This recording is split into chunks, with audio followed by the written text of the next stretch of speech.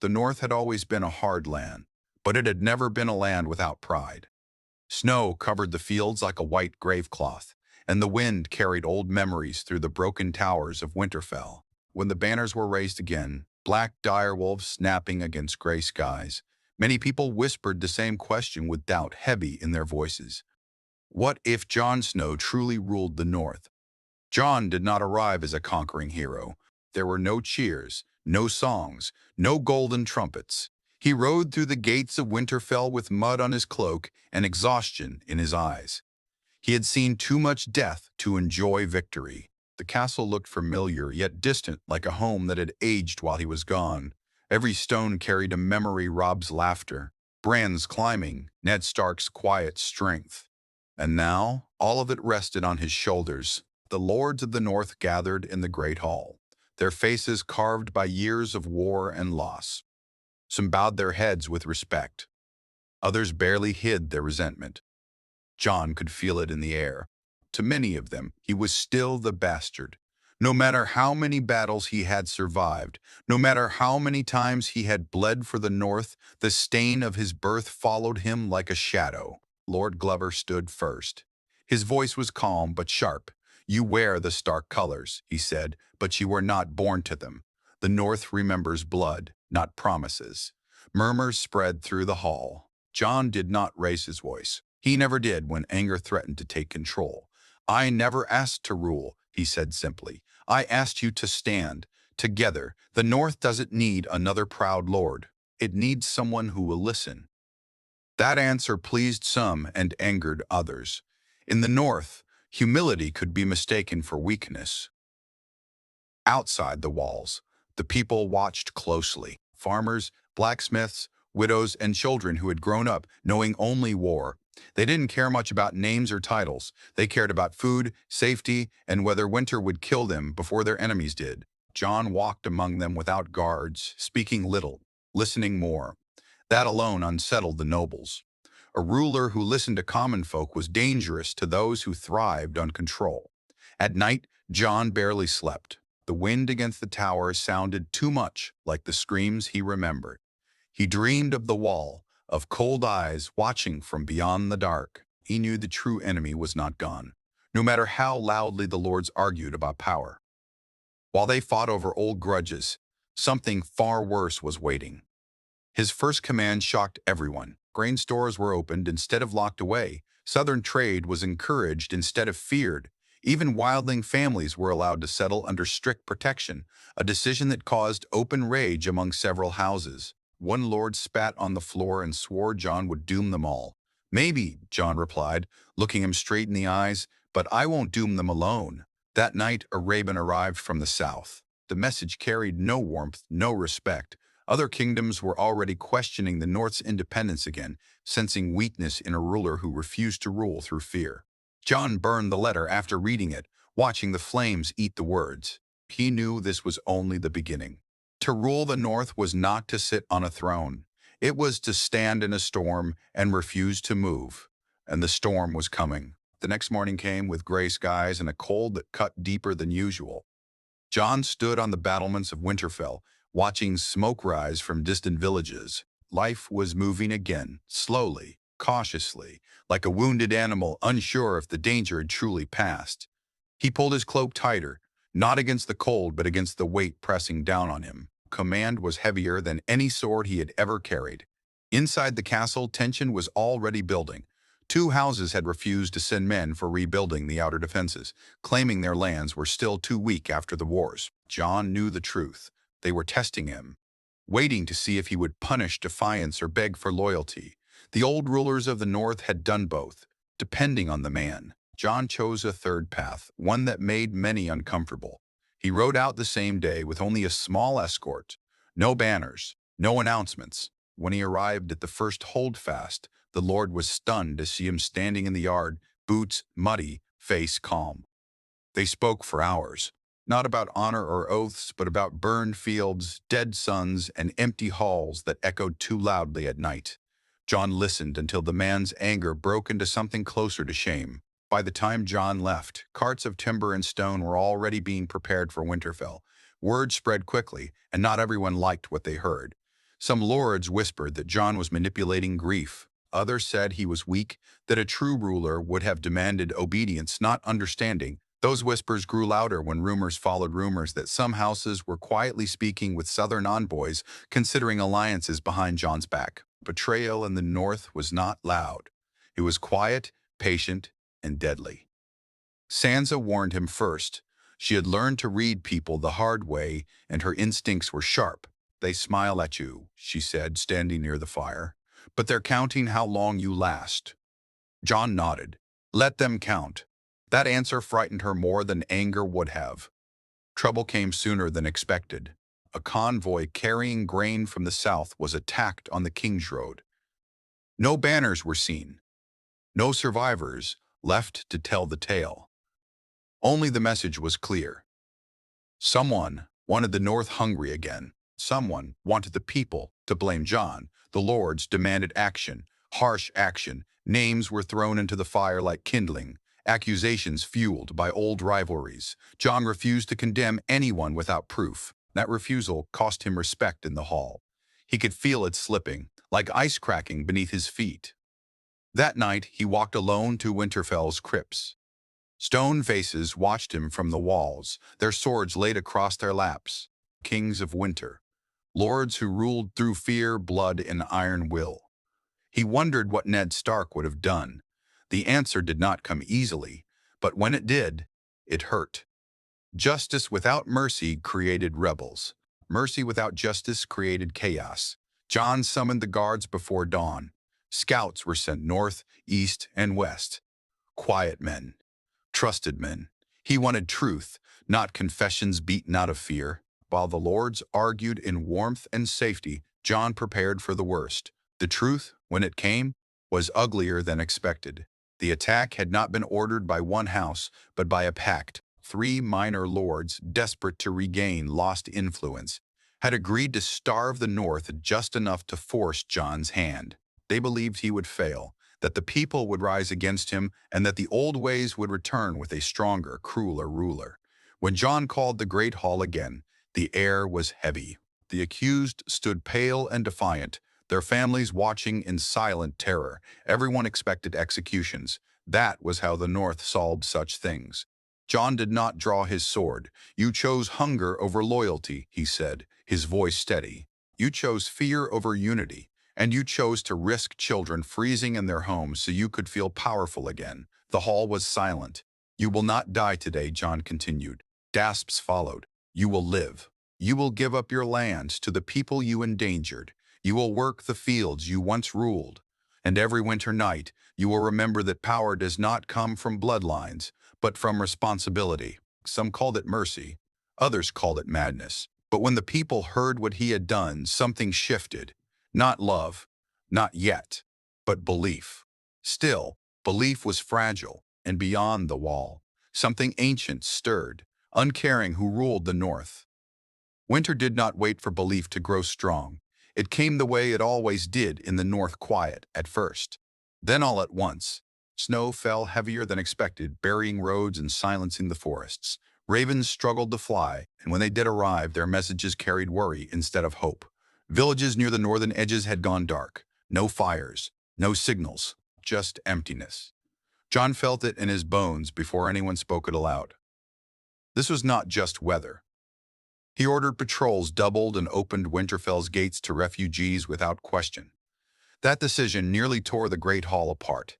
Lords argued about food supplies, about mouths they could not afford to feed. Jon let them speak until their words turned cruel. Then he ended the argument with one sentence: "If the North survives, it survives together, or not at all." The cold grew worse. Nights stretched longer. Stories began to spread among the people, stories of shadows moving between trees, of dead animals found frozen but untouched, their eyes wide with terror. Old men whispered that the long night was not finished with them yet. The scouts returned just before dawn on the 4th day. 2 of them. Not the 6 Jon had sent. They knelt in the snow, shaking so hard they could barely speak. What they described was broken, terrified, and hard to believe. Villages emptied without signs of battle. Tracks that stopped suddenly, as if people had vanished into thin air, and far to the north, strange blue lights flickering like dying stars. The hall wanted denial. Jon gave them truth.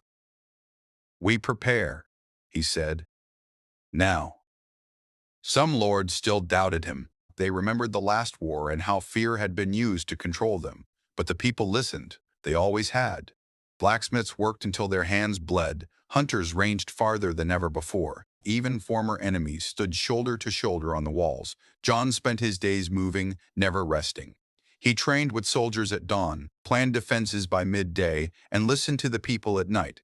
He ate little, slept less. The crown he wore, simple and unadorned, felt heavier with every hour. One night, as the wind howled like a living thing, a horn sounded from the northern watchtower. Once, twice, 3 times, the oldest signal of terror. Jon was on his horse before anyone could stop him. Torches cut through the snow as riders followed. What they found near the tree line made even hardened men recoil. Bodies, frozen solid, not torn apart, not burned, just drained, as if the cold itself had reached inside and stolen what made them alive. A child's hand was still gripping a wooden toy. That was the moment doubt finally died. The lords bent the knee again, not in ceremony, but in silence, not to a name, to a leader who had been right when they were too afraid to listen. The attack came 2 nights later. The dead did not charge. They walked, slow, endless, silent except for the sound of ice cracking beneath their feet. The living formed ranks on the walls, fear thick in the air. Jon stood at the front, long claw in hand, his breath fogging the night. He did not shout, he did not give a speech. He only said, "Hold." When the dead reached the walls, hell broke loose. Fire arrows lit the sky. Steel rang against frozen flesh. Men screamed as hands dragged them into the dark. Jon fought like a man already dead, moving through chaos with grim focus. Every strike mattered. Every mistake cost a life. He saw wildlings protecting northern children, former rivals pulling each other from the snow, the north, broken for so long, fighting as one. At dawn, the dead withdrew. The cost was brutal. Too many bodies, too many names added to the cold ground. Jon walked among the fallen, kneeling beside soldiers and farmers alike. He spoke no grand words. He simply stayed. That day, the people did not call him bastard. They did not call him king. They called him the man who stood when the night came. But Jon knew the truth. This was not the end. It was a warning, and the next storm would be worse. The days after the battle felt heavier than the battle itself. Smoke lingered over Winterfell, mixing with the cold air, and the snow was stained dark in places no one wanted to look at for too long. Funerals filled the hours from dawn to dusk. No banners, no speeches, just names spoken softly and bodies returned to the earth they had defended. Jon stood through every burial, no matter how small. His legs ached, his hands shook from exhaustion. But he did not leave. The people noticed that more than any victory. Food ran low faster than expected. Winter had tightened its grip, and supply routes were unreliable at best. Some lords urged rationing so harsh it bordered on cruelty. Others suggested closing the gates again, turning away those still arriving from the north. Fear was creeping back in, slow and poisonous. Jon refused both extremes. He ordered shared kitchens built inside the walls, places where everyone ate the same food, rich and poor alike. When questioned, he simply said, "If I eat less, I'll understand hunger better. If I eat more, I'll deserve your anger." That quiet fairness did more than threats ever could. Still, pressure grew. Loss had sharpened old ambitions. A few powerful houses began pushing harder, demanding more authority in exchange for their continued support. They framed it as stability. Jon saw it for what it was: control wrapped in polite words. One evening, Jon was summoned to a private meeting. The room was warm, well-lit, and guarded. Too guarded. The men inside spoke carefully, like merchants bargaining over lives instead of goods. They offered him security, loyalty, and peace if he agreed to rule through them. Through their traditions, their power. John listened without interrupting. When they finished, he stood. The North didn't survive because of tradition, he said. It survived because ordinary people refused to break. The meeting ended coldly. The threat was unspoken, but clear. The first act of open defiance followed soon after. A garrison loyal to one of the larger houses abandoned its post near a critical mountain pass, leaving it exposed. Officially, it was blamed on exhaustion. Unofficially, it was a challenge. John answered it himself. He rode out with a small force and reclaimed the pass without bloodshed. When the garrison's commander was brought before him, shaking and furious, John did not imprison him. He stripped him of rank and sent him home alive, his shame following him louder than chains ever would. That decision split opinion sharply. Some praised John's restraint. Others began calling him dangerous, not because he was cruel, but because he was unpredictable. Then the ravens came again, from the far north, from the wall's ruins, from places thought lost. Reports of movement, of intelligence. The dead were changing, learning, avoiding traps, testing defenses instead of charging blindly. John felt a familiar dread settle in his chest. This enemy would not be defeated by courage alone. He called for knowledge, old books, forgotten records, anyone who remembered stories older than the castles themselves. He spoke with wildlings, with elders, with people the Old North would have ignored or silenced. Slowly, a picture formed, not a comforting one. The long night had not been a single event. It had been a cycle, and cycles only end when something breaks them. One night, John stood alone in the godswood, snow drifting gently around the heart tree. He placed his hand against the red bark, feeling the cold seep into his skin. He thought of Ned Stark, of duty, without reward, of doing what was right, even when it cost everything. He realized then what ruling the North truly meant. Not sitting above it, but standing in front of it. And if that meant becoming the thing the darkness hated most, a leader who would not bend, not to fear or power, then so be it. The next morning, John made an announcement that stunned Winterfell. He was not waiting for the enemy to come again. He was going north. The announcement hit Winterfell like a blade through ice. Men argued, women cried, lords shouted about madness and suicide. The North had barely survived one assault, and now Jon Snow was talking about marching into the dark itself. To many, it sounded less like leadership and more like a death wish. Jon listened to none of it. Preparation began immediately. Volunteers came first, more than anyone expected. Farmers who had lost families, wildlings who knew the land beyond the wall better than any map, soldiers who had seen the dead with their own eyes and understood that waiting meant dying slowly instead of fighting back. Jon refused banners again. This was not about glory. Supplies were packed lightly. Speed mattered more than comfort. He chose men and women who could endure silence, cold, and fear without breaking.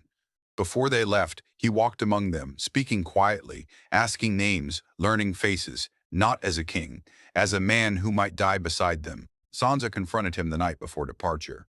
Her anger was sharp, but her fear was sharper. "If you die," she said, voice low, "the North will tear itself apart." Jon met her gaze. "If I stay, it still might. At least this way they have a chance." She said nothing more. She knew him too well. The march north was brutal. Snowstorms came without warning. Paths vanished overnight. The silence pressed in so hard it felt alive. Sometimes they found signs of life, abandoned camps, half-buried weapons, frozen blood, but never survivors. The further they went, the colder the world became, as if warmth itself was afraid to follow. On the fifth night, they were attacked, not by an army, by scouts. The dead moved differently now, smarter, faster. They circled instead of charging, testing weaknesses, pulling back when fire appeared.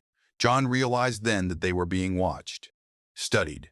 They fought them off, but the cost was high. A young ranger died screaming as the cold took him faster than any blade. No one slept after that. At an old ruined stronghold near the edge of the true north, they found something worse than bodies, symbols, carved into stone, twisted patterns of ice and bone, warnings or messages. No one knew which. Even the wildlings were silent, fear written openly on their faces. This place was older than memory, older than stories. That night, Jon dreamed. He stood alone in endless snow. No sky, no stars. A voice spoke without sound. Ancient.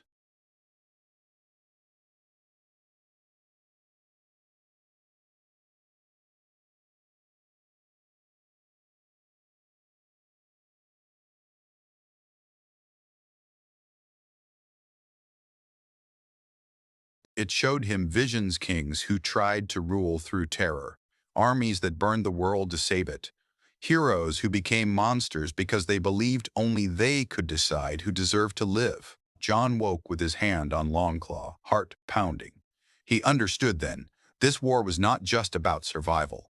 It was about choice. They reached the enemy's outer ground at dawn, a vast frozen plain, littered with the remains of past ages.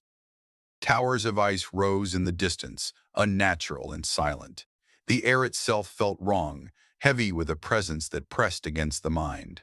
Jon ordered the group to stop. "This is as far as most of you go," he said. No one moved. They had already chosen.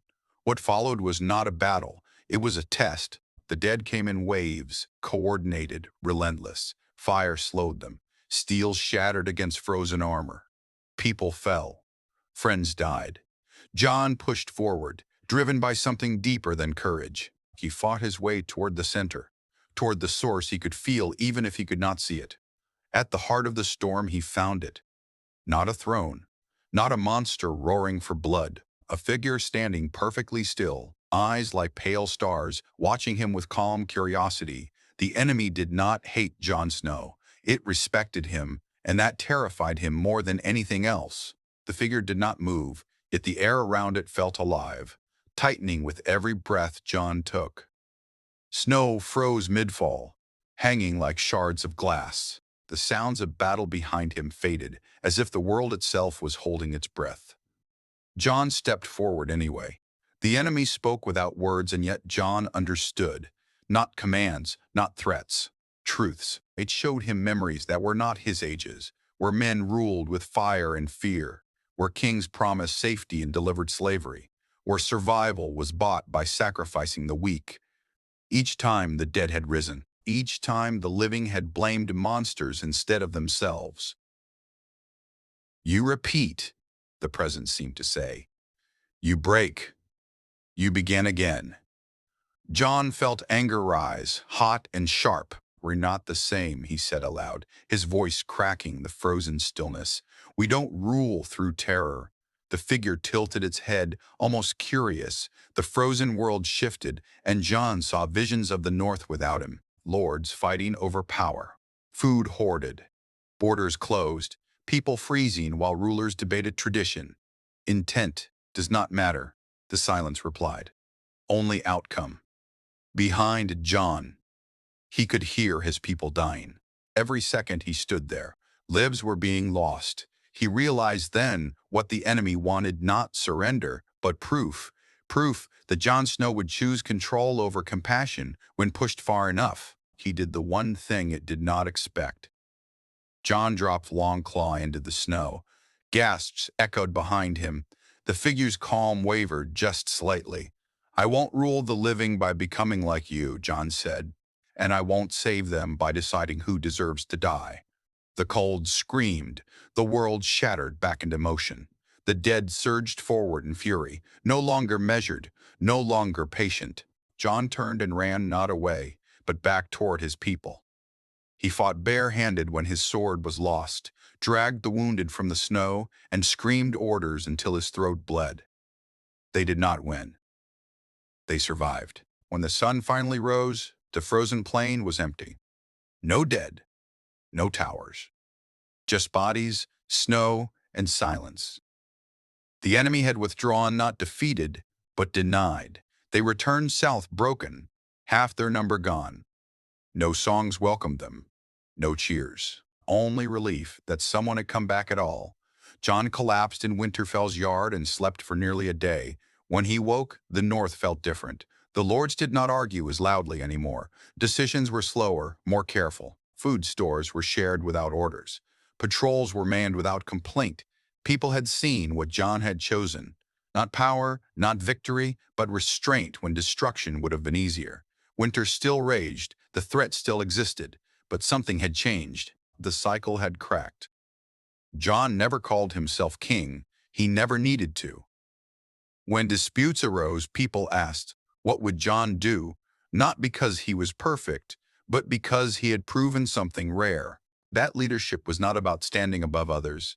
It was about refusing to abandon them, even when the darkness offered an easier path.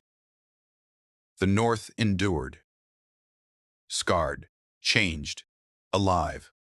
And far beyond the cold horizon, something ancient watched and waited. Years later, people would argue about when the North truly changed. Some said it was after the Great Battle, others after the march into the frozen waste. But those who lived through it knew the truth. It changed in the quiet moments when fear was no longer the loudest voice in the room. Winter still ruled the land, but it no longer owned it. Jon Snow aged faster than he should have. Gray touched his hair early, and the lines on his face deepened with every hard choice. He never sat comfortably in Winterfell's high seat. Most days, he wasn't there at all. He traveled, he listened. He stood in freezing villages and ate thin soup beside people who had nothing else to give. That became his rule. The lords adapted or faded. Power slowly shifted away from bloodlines and into responsibility. Those who hoarded were named and shunned. Those who served were followed. It was not written law. It was something stronger. Expectation. The dead never came again in force. Small signs appeared now and then, strange cold snaps, animals fleeing south, old symbols reappearing and vanishing, but the great silence held. Whatever Jon had denied the darkness, it could not take without breaking its own purpose. Jon understood the cost of that denial. Some nights, he dreamed of the frozen figure still watching, still waiting for him to fail. Other nights, he dreamed of Ned Stark, standing quietly, offering no praise, only a nod that said, "You did what you could." Those dreams were enough. Sansa ruled beside him in her own way, sharp and unyielding where he was patient. Together they kept the North steady. Not perfect, never perfect, but honest. When Jon finally stepped down, there was no ceremony. No crown passed, no grand farewell. Leadership had spread too far to be taken by one person again. Councils formed, voices mattered.